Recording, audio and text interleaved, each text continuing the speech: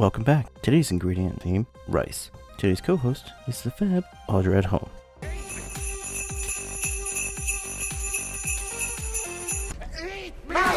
Episode 18, Arancini. Hello there, and let's get started.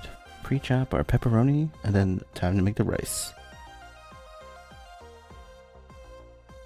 So let's get 4 cups of arborio rice in a pot and add 7.5 cups of low sodium chicken broth. And yes, it is a lot. Don't make this much. Bring it to a boil and then cover and simmer for about 18 to 20 minutes till the rice is tender. While the rice is going, let's start our dipping sauce. We're going to make a simple pink sauce. So let's start with the bechamel. Start with the roux, equal parts of flour and fat. I think I did half a cup of each. Melt the butter, whisk in the flour.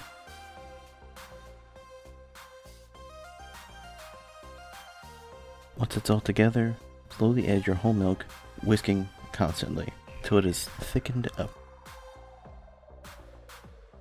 Fix your camera angle because you finally see how bad it is. That's better. Add the rest of the milk while on the heat, keep whisking away, and while it finally thickens up, add your flavor. Salt, pepper, white pepper, garlic.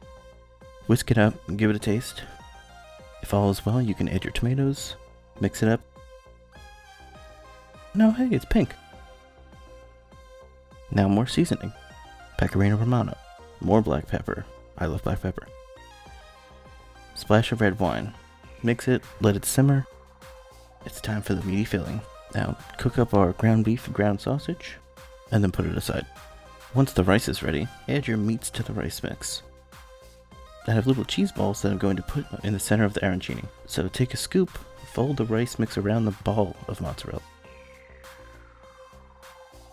And this is about the time that I realized I should have let the rice cool down completely because it is burning my damn hand. Holy crap, that's hot. So let the rice cool. It sounds obvious when I say it out loud. But hey, shut up. Okay, round 2. Hey, that's way better. So form all the rice balls.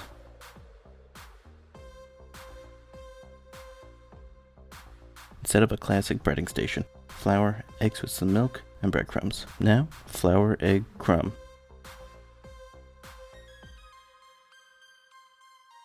Repeat, but get a bigger container for the breadcrumbs because what was I thinking? Repeat. I'm going to show you 3.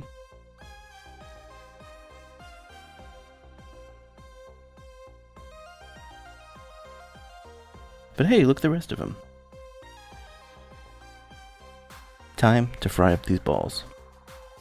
Use a slotted spoon so you don't splash and burn your hand off. Gently place them in the oil and fry for about 5 to 7 minutes.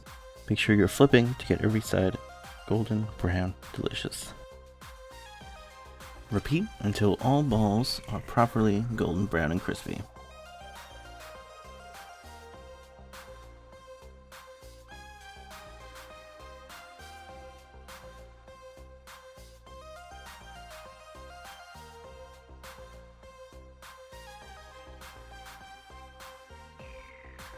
Look at that tray of crispy glory.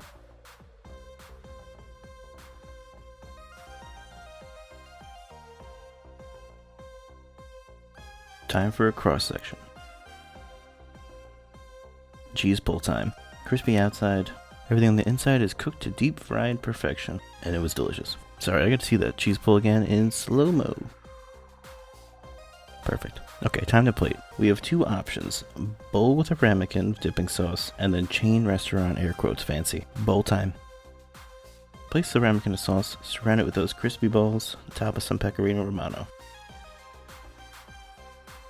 And now, let's pretend that we're in a fancy chain restaurant. Plate. Do the sauce swipe because we watched Chop too much.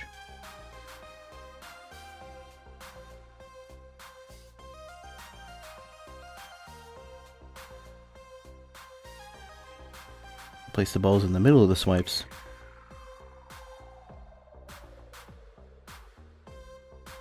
Top with pecorino romano.